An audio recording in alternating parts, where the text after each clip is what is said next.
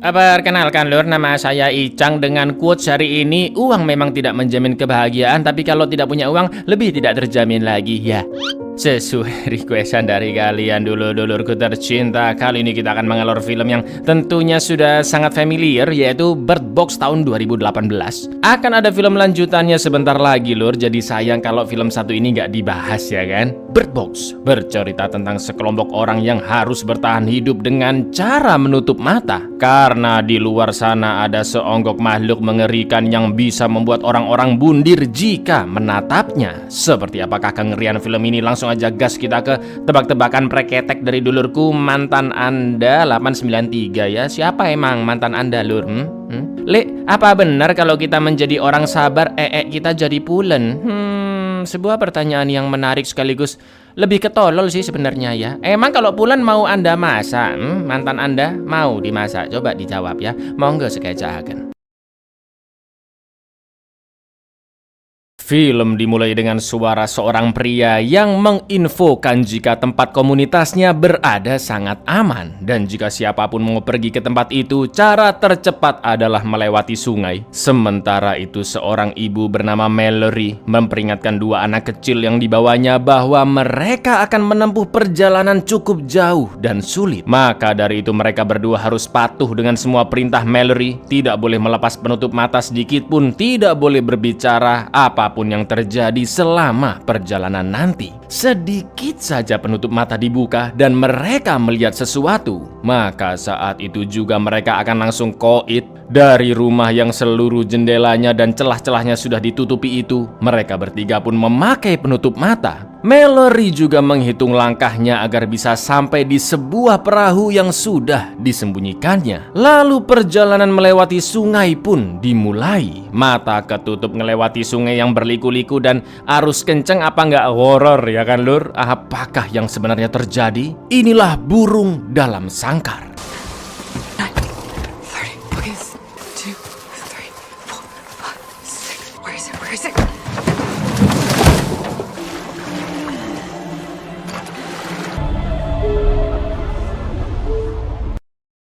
Film pun flashback 5 tahun sebelumnya, di mana Mallory adalah seorang pelukis handal yang saat itu sedang hamil tua dari pacarnya bernama Ryan, dan dia ditinggal begitu saja. Tak lama kemudian datanglah kakaknya bernama Jessica yang memberitahu bahwa ada berita mengerikan hari itu, di mana sedang terjadi fenomena aneh yang sedang menyebar di seluruh Eropa dalam waktu singkat, yaitu puluhan ribu manusia bundir massal dengan penyebab tak diketahui. Namun mereka seperti mengalami gangguan psikotik lur, atau penyakit serius yang mempengaruhi pikiran seseorang, dan rumornya bisa menular. Mallory dan Jessica yang berada di Amerika pun masih slow aja karena pemerintah belum secara resmi menyampaikan jika penyakit itu sudah masuk ke sana. Pagi itu Mallory sudah ada janji dengan dokter lapam untuk mengecek kandungannya, dan Jessica pun ikut menemaninya.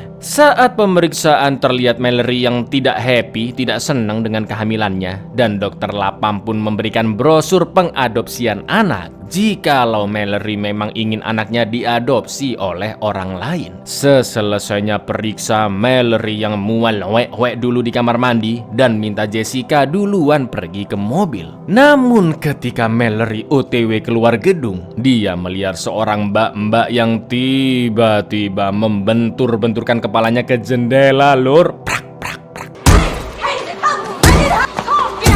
Melihat itu jelas Mallory sadar bahwa fenomena bundir massal sudah sampai di Amrik. Dia pun segera masuk ke mobil, memberitai kejadian tadi ke Jessica dan memintanya segera ngebut sengebut-ngebutnya pulang ke rumah. Tak lama kemudian terlihat mobil ambulans yang nabrak mobil lain tepat di depan mereka. Begitu pula dengan banyaknya kekacauan di jalanan dan mobil-mobil polisi pun berseliweran. Sampai akhirnya ketika Mallory ngambil HP di jok belakang, Jessica yang fokus menyetir begitu terkejut melihat sesuatu di depannya.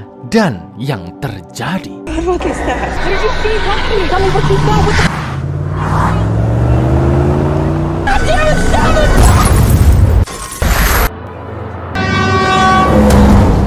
sangat-sangat edan. Entah apa yang dilihat oleh Jessica, namun yang pasti sosok tersebut membuat matanya berubah dan tiba-tiba mempengaruhinya untuk bundir dengan cara yang ekstrim. Mallory yang melihat kakaknya tewas juga banyak orang-orang mendadak bundir. Apalagi dia sedang hamil tua dan jarang keluar rumah pun jelas panik sampai gemeter ya kan. Sampai akhirnya ada Douglas dan istrinya yang akan sembunyi di dalam rumah. Karena istri Douglas melihat Mallory sedang hamil, dia pun berencana membantunya ikut masuk ke rumah. Tapi tiba-tiba dia mendengar suara ibunya yang memanggil, padahal itu hanyalah tipu daya sosok misterius tersebut. Douglas yang mengintip lewat jendela pun terkejut begitu melihat istrinya masuk ke mobil yang terbakar dengan santainya untuk bundir. Sementara Mallory yang untungnya tidak melihat sosok tersebut dibawa masuk ke rumah oleh seorang pria bernama Tom dan diminta untuk tetap menundukkan pandangannya. Selain itu juga ada mbak-mbak polisi yaitu Lucy yang ingin bersembunyi di rumah itu. Keep your eyes down. Keep your eyes down. Get in. Hurry. Pastinya Douglas menyalahkan Mallory karena istrinya harus tewas mengenaskan ketika menyelamatkannya. Usut punya usut, rumah itu milik seorang pria bernama Greg dan di dalamnya terdapat beberapa orang lainnya yang selamat. Mereka adalah Charlie, Felix, Mbah Cheryl, dan sepasang suami istri. Beberapa dari mereka pun bersaksi bahwa orang-orang bundir setelah melihat sesuatu. Maka dari itu Tom meminta semua orang untuk menutup semua jendela. Tak lama kemudian anak dari pasutri tersebut menelpon dan meminta bantuan, yang akhirnya mereka berdua pun terpaksa keluar dari rumah untuk menyelamatkan anak-anaknya. Lalu saat TV dinyalakan, Presiden Amrik menyatakan keadaan darurat dan menghimbau agar seluruh masyarakat tetap tinggal di rumah. Di lain sisi, Mallory yang masih syok karena melihat kakaknya tewas begitu saja ditenangkan oleh Tom. My children are out there. You may get to your children. Close the windows. Get the windows. Close all the windows. Do not go outside. She got so sad. And Jess does not get sad.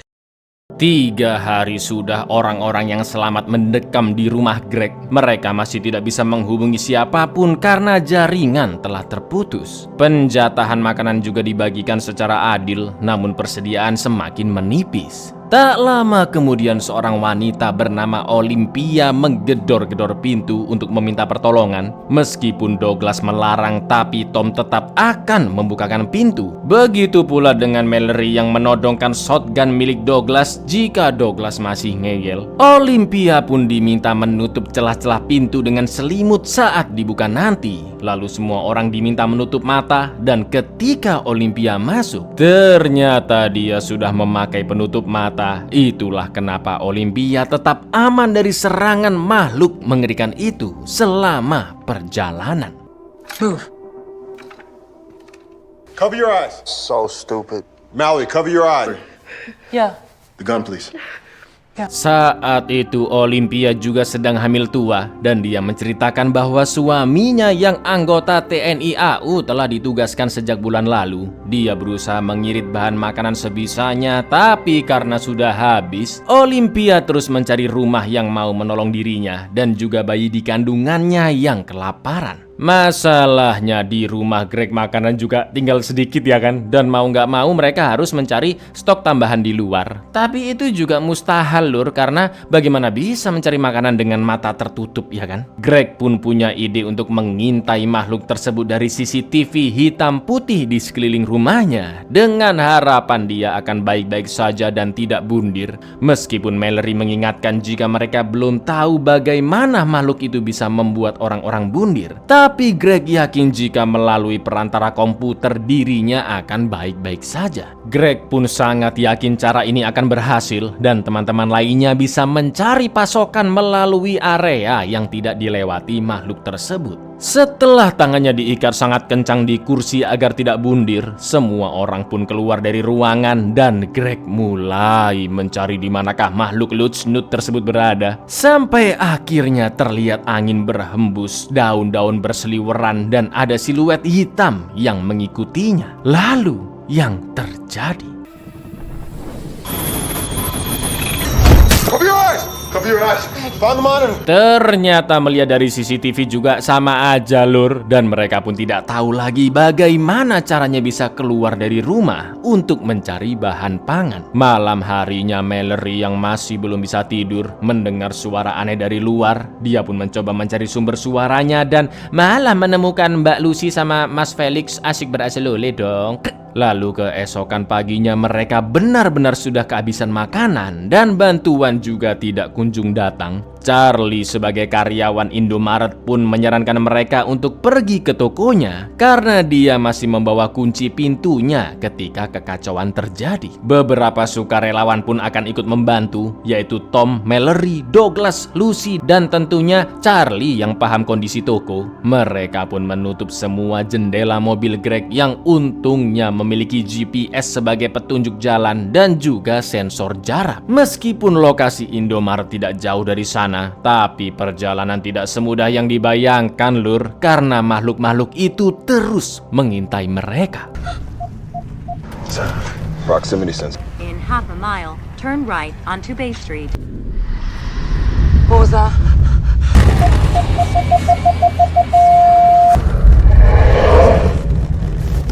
Tom pun langsung tancap gas untuk menghindari makhluk tersebut dan akhirnya mereka sampai di Indomaret. Sekarang mereka harus keluar mobil dengan penutup mata, beriring-iringan sampai pintu toko, dan Charlie pun segera membuka pintunya. Setelah semua jendela ditutup, wow, masih banyak makanan di sana ternyata. Selain bahan pangan, mereka juga mengambil HT, obat-obatan, kebutuhan-kebutuhan bagi calon bayi Mallory dan Olympia, juga 3 manuk di dalam sangkar yang dibawa oleh Mallory sebagai peliharaan. Lalu dengan brengkesnya Douglas menyarankan agar mereka tetap di sana karena semua itu cukup untuk bertahan hidup setahun dan tidak usah mempedulikan orang-orang yang masih ada di rumah. Loh, jelas tidak ada yang setuju, apalagi Mallory yang langsung mencecer Douglas. We have years supply of food and drink.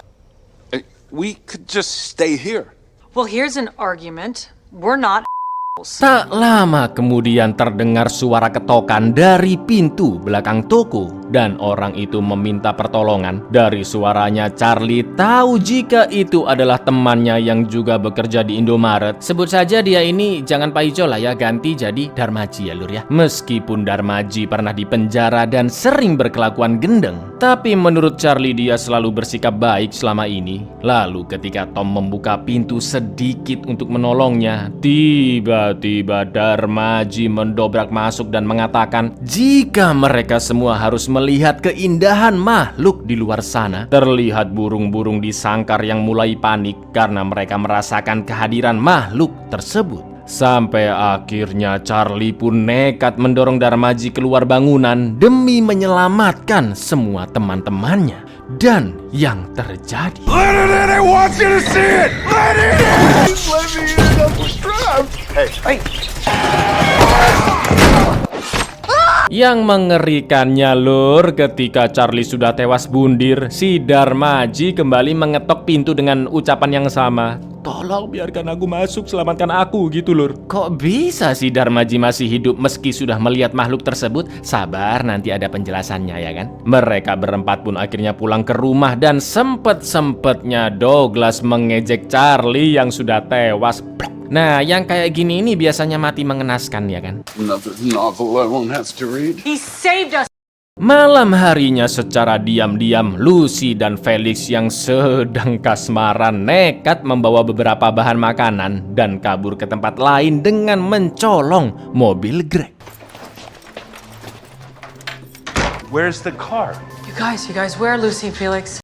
Tak lama kemudian datanglah seorang pria bernama Gary yang meminta bantuan dan Olympia yang paling dekat dengan pintu masuk pun langsung membiarkannya masuk. Gary mengaku jika dia sedang bersembunyi bersama kolega kerjanya sampai akhirnya rumah didobrak oleh sekelompok orang gila yang berasal dari rumah sakit jiwa khusus narapidana berpenyakit mental ekstrim. Gary dan teman-temannya pun digeret keluar rumah, dipaksa membuka mata untuk untuk melihat makhluk tersebut. Tapi untungnya Gary masih bisa kabur. Dia mengetuk pintu demi pintu rumah dan akhirnya tibalah dia di tempat Mallory dan kawan-kawan. Yang mengerikannya, orang-orang gila tersebut tidak memakai penutup mata, namun sama sekali tidak terpengaruh apa-apa jika melihat makhluk itu. Sama seperti Darmaji yang terus memburu korban di Indomaret, lur. Dan itu artinya efek menggila dan bundir tidak berpengaruh pada orang yang memang pada awalnya sudah gila, ya kan? Meskipun sudah diberi penjelasan, namun Douglas yang masih sangat curiga dengan Gary tetap mengusirnya dari sana karena tidak mau ada tambahan orang asing lagi. Lalu tiba-tiba With the outside has brought us death. And anybody who doesn't agree, you go with him. Visit. We really love meeting you. Now, get up and get. Douglas yang selalu sakarpe dewe dikunci di garasi, sementara Olympia meminta Mallory untuk menjaga bayinya jikalau terjadi sesuatu padanya nanti. Setiap saat Mallory terus menghubungi siapapun yang bisa mendengarnya di HT, tapi masih belum ada satupun yang merespon. Lalu tiba-tiba di saat hampir bersamaan, air ketuban Mallory dan Olympia pecah, yang mana artinya mereka akan segera melahirkan. Persalinan seadanya pun segera disiapkan di kamar lantai 2. Namun selagi Tom dan Mbah Cheryl membantu, terlihat Gary yang mulai bertingkah aneh. Dia mengeluarkan banyak gambar makhluk-makhluk menyeramkan, lalu meletakkan manuk-manuk Mallory di freezer, bahkan membuka semua penutup di jendela lantai 1. Nah lo ya kan. Dan yang mengetahui hal tersebut hanyalah Douglas lur yang masih terkunci di garasi. Jadi bisa kita simpulkan karena sosok monster makhluk atau demit atau apalah ini nggak ditunjukin sampai akhir, bisa jadi bentuknya bermacam-macam seperti gambarnya Gary ini lur, atau bentukannya mungkin satu tapi tiap orang yang melihatnya bisa berbeda. Karena sebelum bundir ada orang yang melihat sosok ibunya padahal sudah meninggal 10 tahun yang lalu, ada yang melihat sosok temannya yang sudah meninggal juga, dan lain-lain lur. Jadi terserah kalian mau menginterpretasikannya kayak gimana ya. Oke. What are you doing? We let you into this house.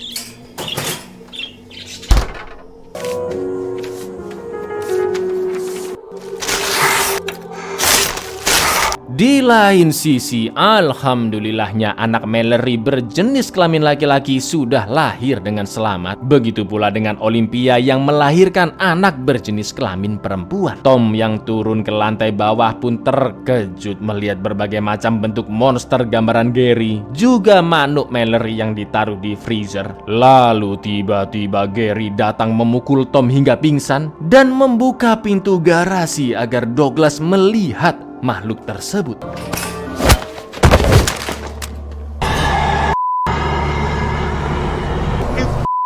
Piece of we saved you. I knew you're. Setelah Tom dan Douglas dibuat tidak berdaya, Gary pun naik ke lantai 2 dan dengan gendengnya langsung membuka semua penutup jendela. Hingga Olympia dan Mbak Cheryl pun akhirnya melihat sosok tersebut. Look at this. You're so bad. Olivia, let me see your baby. No. Let me hold your baby.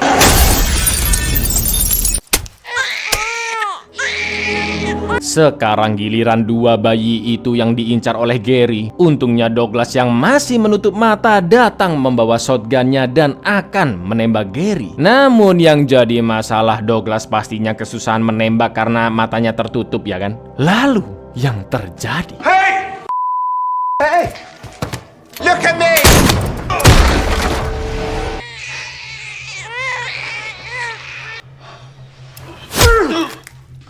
nggak terlalu mengenaskan ternyata matinya Douglas lur, karena dia cukup heroik ternyata ya kan. Untungnya Tom yang pingsan pun sudah sadar. Dia berebutan shotgun dengan Gary dan akhirnya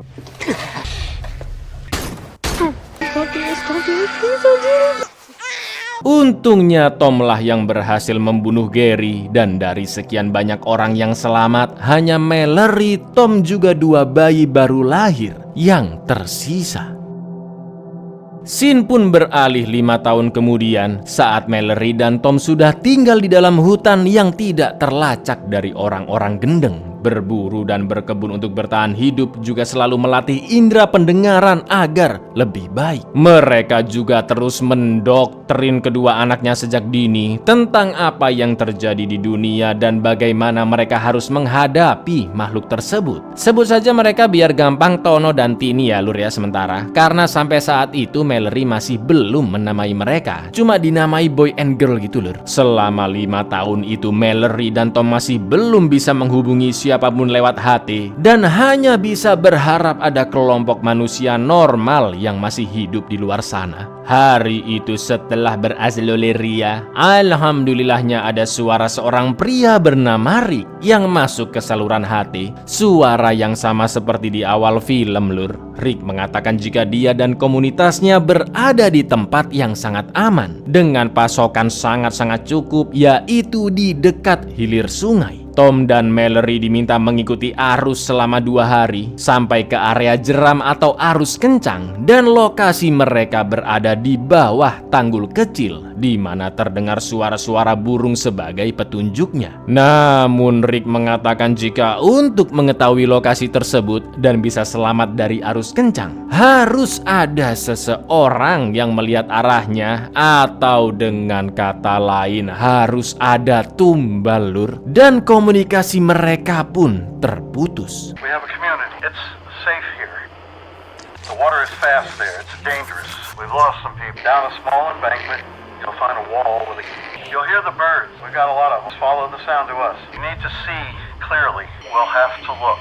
Tom ingin pergi ke tempat komunitas tersebut, sedangkan Mallory masih curiga jangan-jangan Rick ini salah satu komplotan orang gila lagi. Karena stok makanan sudah habis, seperti biasa mereka berempat akan mencari ke rumah lain, meski sudah basi sekalipun tetap disikat sama mereka. Tapi tiba-tiba datanglah 5 orgil ke sana dengan ciri-ciri yang sama, yaitu matanya sudah berubah tapi mereka tidak terpengaruh untuk bundir seperti Gary dan Darmaji. Karena tidak bisa kabur, Tom pun meminta Mallory juga kedua anak mereka pergi ke tempat Rick menggunakan perahu, sementara Tom akan mengalihkan perhatian. Tom yang keluar rumah pun dipaksa melepas penutup matanya, sedangkan Mallory, Tono, dan Tini kabur dari pintu belakang. Lalu yang terjadi, Got a woman and 2 kids over here. 2 orgil berhasil dibunuh, dan dengan nekatnya Tom melepas penutupnya agar bisa membunuh 2 orang lainnya, juga mengejar 1 orgil yang OTW mengikuti Mallory. Sampai akhirnya Tom melihat makhluk laknat tersebut, namun dia masih memaksakan diri untuk sadar dan membunuh 1 orgil yang tersisa sebelum dirinya bundir agar Mallory dan kedua anak mereka bisa selamat.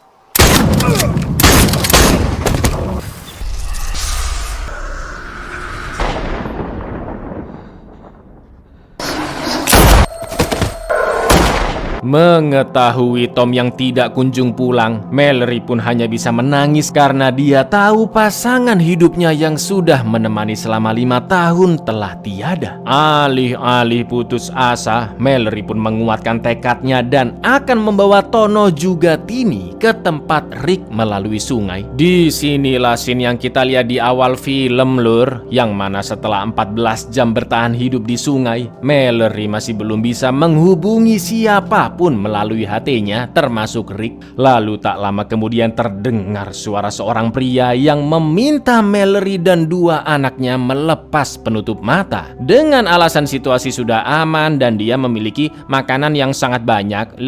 Jelas Mallory yang sudah berpengalaman tahu pria tersebut adalah wong gendeng. Mallory tetap meminta kedua anaknya menunduk dan jangan mendengarkan pria itu. Namun tiba-tiba si pria muncul dan berusaha menyerang sambil terus memaksa Mallory membuka penutup matanya karena makhluk tersebut sangatlah indah. Mallory pun melawan sampai berhasil menendang endasnya hingga kacamatanya copot dan langsung membunuhnya dengan golok. It's beautiful.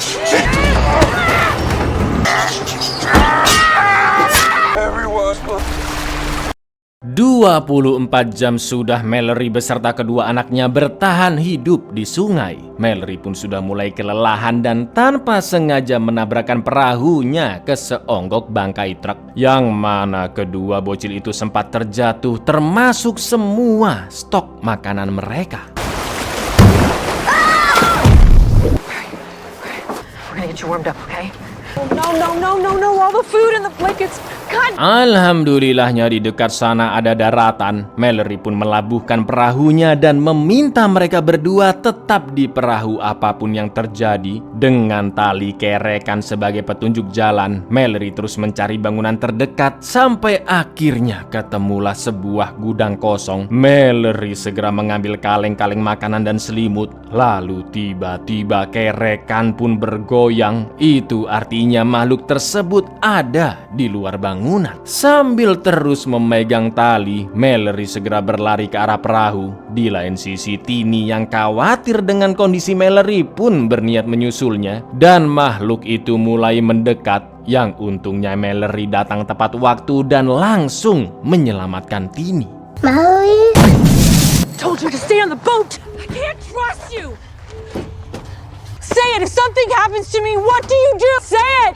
Setelah 42 jam berada di sungai atau hampir 2 hari lamanya, Mallory sadar jika sebentar lagi arus akan semakin kencang. Dan saat gelombang sungai itu terjadi, apa lur syaratnya? Mau nggak mau Mallory meminta salah satu dari anaknya untuk melihat arah sungai dan memberitahukannya ke Mallory. Karena jika Mallory mati, mereka semua juga pasti akan mati. Dan satu-satunya cara yang bisa dilakukan adalah seperti tadi, ya kan? Itu artinya Mallory harus memilih apakah anak kandungnya atau anak dari Olympia yang akan dikorbankan. The rapids are where the water is very loud. It's very dangerous. Because if I look, we won't make it.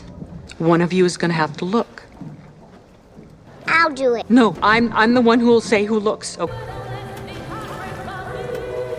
Sebentar lagi mereka akan sampai di arus yang sangat kencang. Mallory pun kebingungan siapa yang harus dipilih olehnya. Lalu dia teringat dengan kebaikan Olympia dahulu dan akhirnya memutuskan bahwa tidak ada satupun dari mereka yang membuka penutup mata. Dan sesampainya di arus kencang, Tono dan Tini pun diminta berpegangan kuat-kuat. Namun yang terjadi,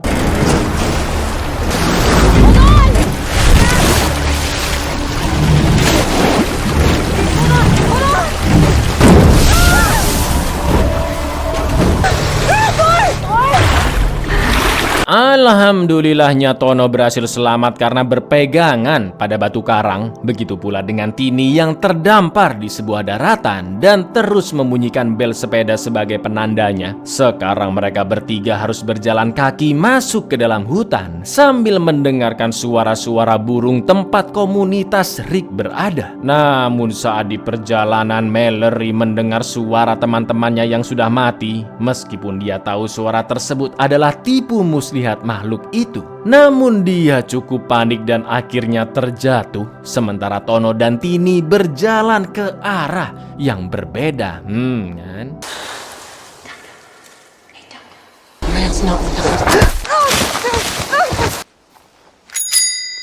Mallory? Tak lama kemudian Mallory pun sadar. Dia segera mencari kedua anaknya dan terus berteriak agar jangan pernah membuka penutup mata mereka. Untungnya Tono dan Tini tidak terpengaruh suara Mallory palsu. Mereka hampir saja membuka penutup matanya dan akhirnya kembali mendatangi suara Mallory yang asli. Take the blindfold off and look at me. Princess, if I look, can I really take off my blindfold? No, that's not me. Don't take my children. Do not take my children. No, I'm right here. I'm right here. Get off your blindfold. Keep breathing. Keep breathing. Oh my God, I got you. Okay. Oh. Tepat setelah itu sayup-sayup mereka mendengar suara burung di kejauhan. Tapi di lain sisi makhluk itu masih berusaha menghasut dan mengganggu. Dengan suara-suara aneh juga suara Tom. Sampai akhirnya Mallory, I know you're scared, but it's me.